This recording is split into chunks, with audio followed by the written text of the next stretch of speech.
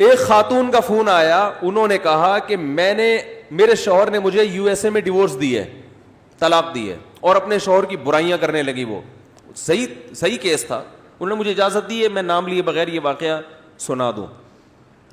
شوہر بڑا نالائق, جو انہوں نے بتایا ایسا ایسا یوں بہت پوری کہ وہ غلط تھا وغیرہ وغیرہ. اب اس نے مجھے ڈیورس دے دی ہے. اب یو ایس اے کی عدالت کہتی ہے کہ اپنی پراپرٹی میں اتنا حصہ بولو بھائی وائف کو دو. مجھے انہوں نے کہا کہ مفتی صاحب میں عدالت میں کیس کر کے بڑے آرام سے کروڑوں روپے کی مالک بن سکتی ہوں. بات آ رہی ہے سمجھ میں؟ عدالت نے بچے میرے حوالے کر دیے ہیں, سب کچھ ہو گیا. تو آپ بتائیں کہ شریعت کی روشنی میں یہ میرا رائٹ بنتا ہے یا؟ سنو میرے بھائی, یہ ہے وہ فیصلہ جس کا قرآن ذکر کر رہا ہے. میں نے پہلے تو اس خاتون کو شاباش دی. میں نے کہا میں مسائل کے جوابات بہت پہلے سے دے رہا ہوں, میرا خیال ہے 25 سال تو ہو گئے ہوں گے, اور 20 سال سے تو باقاعدہ پراپر طریقے سے. پہلی دفعہ کسی خاتون نے یو ایس اے یا یو کے سے فون کر کے پوچھا ہے کہ عدالت مجھے کروڑوں روپے شوہر کی پراپرٹی میں سے دے رہی ہے, کیا یہ میرے لیے حلال بھی ہیں یا نہیں ہے؟ ورنہ جب گورنمنٹ دے رہی ہو تو لوگ باپ کا مال سمجھ کے پی جاتے ہیں. سمجھ میں آ رہی بات؟ جبکہ وہ شوہر بقول ان کے خراب بھی تھا, حقیقت میں تھا نہیں تھا تو اللہ ہی جانے نا. اب ہم نے تو ایک طرف کی بات سنی ہے, فرض کر لیتے ہیں خراب تھا, وہ ہو بھی سکتا ہے, اور دی بھی خود اس نے ڈیورس, اور بڑا ظلم کیا اور یہ کیا اور وہ کیا. میں نے ان سے کہا کہ آپ کے لیے اس میں سے 1 روپیہ بھی حلال بولو نا نہیں ہے. کہہ رہی وہ تو اتنا بڑا ظالم, اس نے یہ کیا. میں نے کہا جو بھی کیا اس کا حل یہ کہ آپ کی جان چھوٹ گئی.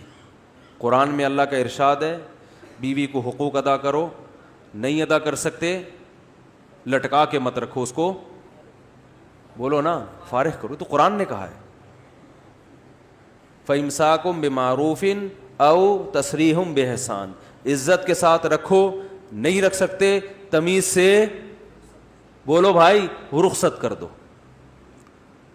اور تمیز سے رخصت کرنے کا مطلب قرآن نے بیان کیا,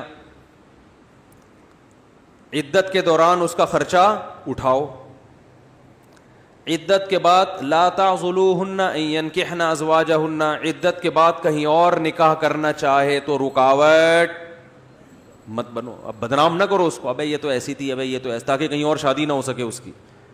کسی بھی طرح سے اس کو دوبارہ نکاح سے مت روکو.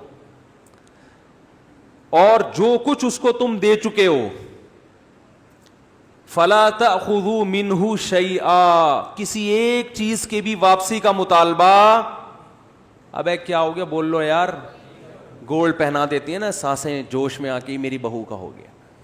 ابھی بہو نے پھر اگلے دن سے کچھ بھی کیا, اب کہہ رہی ہیں گولڈ واپس کرو. نہ بھائی دے دیا, بولو بھائی.